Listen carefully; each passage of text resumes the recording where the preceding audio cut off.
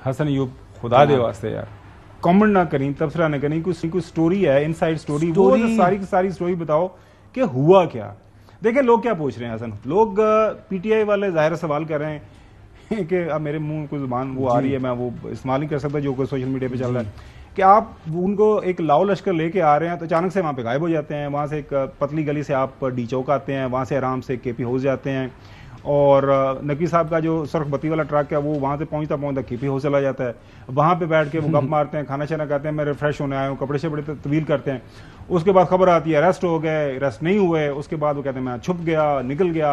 अब Indian minister साहब कहते हैं सारी रियासती जो है मशीनरी फोकस थी कि अली मीन गंडापुर साहब किधर हैं, अब वो भी उसको भी नहीं पता चला वो किधर गए, हुआ क्या, छलावा बन गए, हुआ ये है कि गिरफ्तार करने का इरादा था जी, और शायद कोई इनसाइडर किसी ने इन्फॉर्मेशन दे दी जिसकी वजह से वो फरार हो गए, वो स्लिप हो गए, और स्लिप होने का मौका शायद जो गिरफ्तार करने वाली पार्टी थी उसके अंदर से ही किसी ने दे दिया।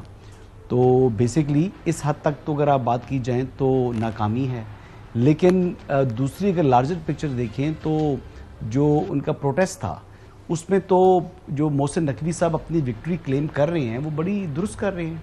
अब तो इन्होंने प्लान बनाया हुआ था कि हमने इस्लामाबाद में डी चौक में बैठ जाना है, और फिर एससीओ कॉन्फ्रेंस हो रही है, हो नहीं हो रही ना हो, जयशंकर आएँ, वो आकर हमारे इस एहतजाज में ख़िताब करें।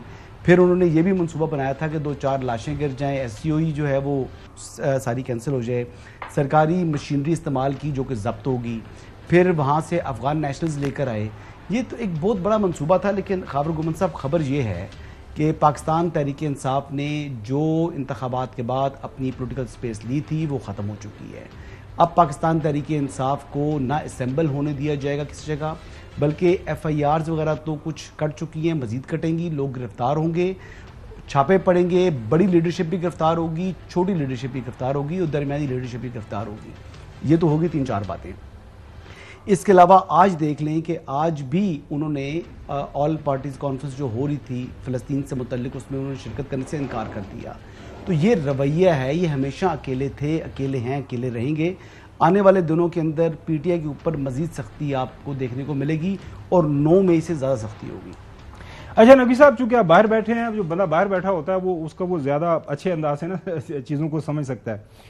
मतलब अजीबो गरीब किस्म के वाकयात होते हैं। एक शख्स आता है, रियासत को ललकारता है, रियासत उसके सामने पूरी कुव्वत के साथ खड़ी है और पूरा फोकस्ड है, उसकी एक एक चीज वो उसके ऊपर उनका जो भी कंटेनर था खड़े होकर कोई एक आध इशारा भी करता है तो वो भी मॉनिटर हो रहा है। वो आराम से उस ट्रक में से निकलता है, 15-20 एक खबर के मुताबिक तो 50 से ज्यादा गाड़ियों का काफिला निकालता है और सीधा ठग करके यहाँ पे डी चौक पहुंच जाता है। यहाँ पे बैठ के एक आध वेव करता है, वहां से ठग करके आप केपी हाउस चला जाता है, वहां चला जाता है। उसके बाद बताया जाता है वहां पे रेंजर्स गई, वटेवर यू है, पुलिस वाले गए, ये खबरों के अंदर चला। उसके बाद पहले खबर आती है गिरफ्तारी, फिर कहते हैं गिरफ्तार नहीं हुआ।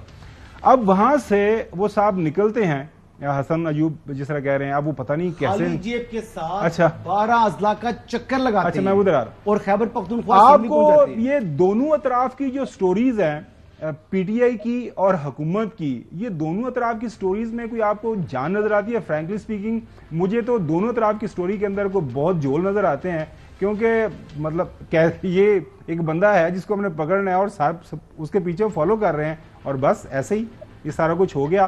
तो वो हैंड एंड ग्लव वाली बात है, जिस तरह सही बताया कि जो गवर्नर कह रहा है कि दोनों तरफ विकेट के। नकी साहब जी जी देखें, आपके सवाल को ही जवाब की बुनियाद बनाता हूं और दलील की बुनियाद पे बात करता हूं।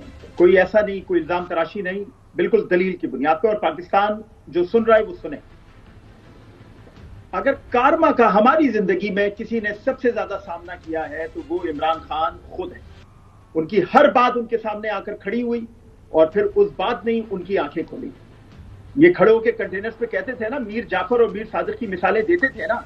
अब मैं आपकी सवाल को बुनियाद बना लेता हूं, तो इसका मतलब है मीर जाफर और मीर सादिक तो इनके दरमियान ही पैदा हो गए और इनको उनका सामना है। लेकिन अब जो दूसरी बात है, जुमेरात की शाम तक ताकतवर हलकों की या हुकूमत की सोच क्या थी कि इनको बिठाओ, इनसे बात करो, इनको समझाओ, इनको कहो कि ये कौमी खाने में आए, ये कौमी सियासत में आए, ये एहतजाज की सियासत छोड़ दें। पाकिस्तान एक बहुत ही नाजुक वक्त पे खड़ा हुआ है, पाकिस्तान में इंतहाई अहम कॉन्फ्रेंसेस होने वाली हैं, इनको बिठा के समझाओ। लेकिन ये लोग एक अजीब ही गुरूर में थे, इन्होंने समझने की कोशिश नहीं की। अब जुमे की शाम से वो सब कुछ बदल गया है। अब कोई माफी नहीं है, कोई तलाफी नहीं है किसी भी तरह की। आज जहां इमरान खान या पीटीआई खड़ी है, यहां पर पीपल्स पार्टी और मुस्लिम लीग नून माजी में खड़े रहे हैं। आसिफ जरदारी और नवाज शरीफ जेलों में रहे हैं, लेकिन क्या इनमें से किसी ने रियासत को ललकारा? क्या इनमें से किसी ने अमेरिका और लंदन जाकर पाक फौज के खिलाफ मुजाहिरे कराए? क्या इनमें से किसी ने अमेरिकी कांग्रेस में पाकिस्तान के खिलाफ करारदादें पास कराई? क्या इन्होंने आईएमएफ को खत लिखे कि पाकिस्तान को पैसा मत दो? क्या इन्होंने कहा कि पाकिस्तान पर बम मार दो? क्या इन्होंने कहा कि पाकिस्तान के 3 टुकड़े कर दो? ये अब किसी भी माफी के मुस्तहिक नहीं है, ना ये किसी माफी के मुस्तहिक हैं, ना इनके सहूलतकार किसी माफी के मुस्तहिक हैं। और रियासत जिस तरह इनसे कल निपटी है, अब इसी तरह निपटेगी और इससे ज्यादा सख्त तरीके से निपटेगी। ये मेरी बात इस प्लेटफॉर्म से मैं कह रहा हूं, आप याद रखिएगा और चलाइए।